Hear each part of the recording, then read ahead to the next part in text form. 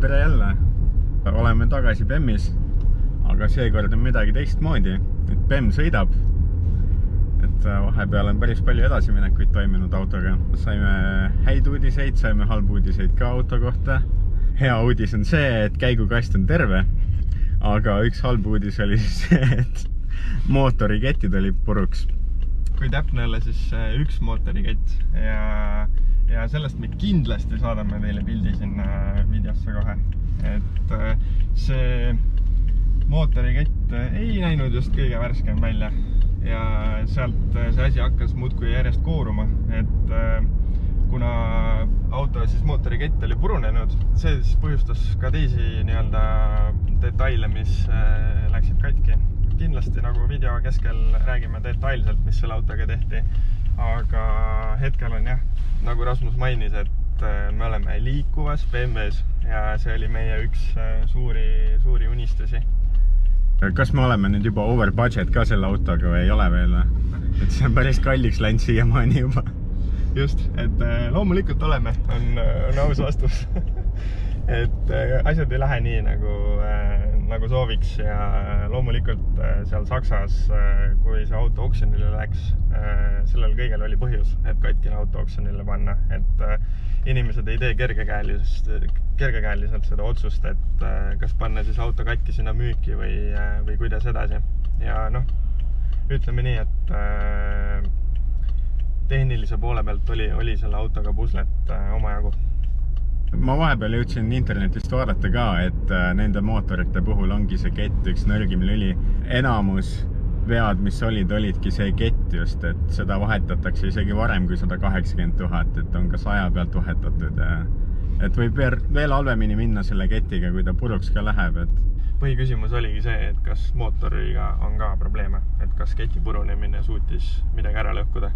Et see info, et auto käib pärast ketivahetust, see oli nagu lotovõit kohati. Kui see auto nüüd müüki läheb, et seal on see info, et autol on mõlemad ketid vahetatud, õli vahetatud, et mingi nurga alt on see ka hea ja positiivne uuele omanikule, et tema nendega tegelema ei pea.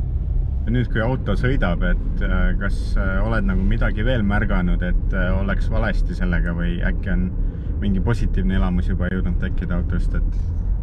Kusjuures on, et 10 aastat vana BMW, aga sõidab paremini kui, ma ei tea, 5 aastat uuem mõni teine bränd. Auto puhul siis tehti täisdiagnostika, kontrolliti kõik detailid, mindi proovisõidule pärast ketivahetust, puhastati DPF-id ära, kõik sellega seonduv.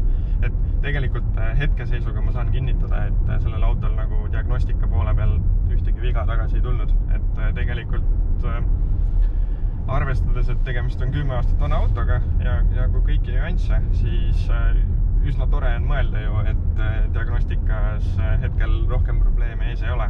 Sa enne ütlesid mulle autos, et sa ei leidnud seda helitugevuse nuppuga üles, et siin nagu ei ole ühtegi plussi-miinusega. Helistasin Rasmusele, et ta sisuliselt maja ette kutsuda ja siis meeleheitlikult panin seda miinusnuppu siin vasakul pool rooli. Infoks siis mul endal on Škoda. Ja tegelikult on tegemist siis püsikiirushoidega. Et kui paremale poole vaadata, siis saab reaalselt ka heli vaikseks panna. Kui kiiresti sa lõpuks sõitsid siis enne, kui sa minu juurde jõudsid? Ja, et õnneks püsikat ei olnud peal. Siis täiesti tühi vajutus. Ma olin üsna kurb. Mõtlesin, et roolil on mingi nupp katki. Vaatame, kas auto suudab kiirendada ka.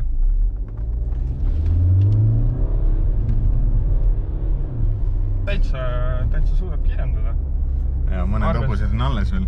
Just, ja arvestades kaalu ja seda, et tegemist on ühe kõige on vist kõige lahjem diiselmootor äkki või on seal lahjemaid ka. Mis minule kohe silma hakkas tugevalt on, et üks tuli on väga ilus, aga teine tuli on ikkagi korralikult viiskus täis. See on akvaarium ju. Ja tegelikult hirmutati ka mind, et kui see tuli niimoodi vesine edasi on vihmasilmaga, siis on tulemoodulid ja tulemoodulid on väga kallid, et Neid nagu nii muuseas ei tahaks vahetada. Väga mõnus häälega on, et täpselt nii nagu peab. Räägime veidi tegelikult, kuidas me selle auto siis tehniliselt korda saime ja käima saime, eks. Üks kett oli siis purunenud, teine oli lihtsalt nagu siuke kaelagi, mitte enam keti moodi, eks. Et kogu see ketikomplekt läks vahetusse, sisuliselt vahetab neid mõlemaid kette 2 päeva. Ja siis, kuna see oli niimoodi nagu pauguga katki läinud, eks, et mitte lihtsalt, et oli veninud või midagi, siis olid veel asju viga saanud. Et seal olid nukkvõllid koos raamiga, läksid uued ja kõik, sisuliselt pooled nokkurid umbes olid katki, aga vahetada on mõistlik siis juba kogu komplekt.